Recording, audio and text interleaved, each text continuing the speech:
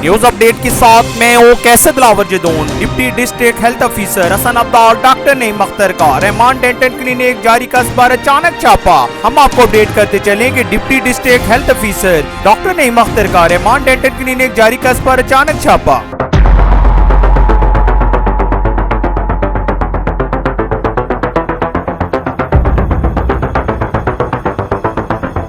तफसीलात के मुताबिक deputy district health officer Hasan Abdal doctor Naeem Akhtar का अपनी टीम महबूब इलाई मुगल और खुरम शहजाद के साथ रहमान डेंटल क्लिनिक जारी का पर अचानक छापा।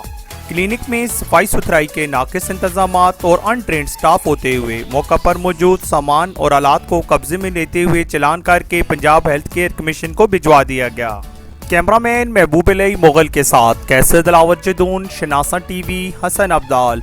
हम रखते हैं आपको इलाके भर की हर खबर से बाखबर। मजीद बाखबर रहने के लिए हमारा यूट्यूब चैनल सब्सक्राइब करें। सब्सक्राइब के लिए वीडियो के नीचे लिखे सब्सक्राइब पर क्लिक करें और बेल आइकन दबा दें। शनासा टीवी रखे आपको हर खबर से बाखबर।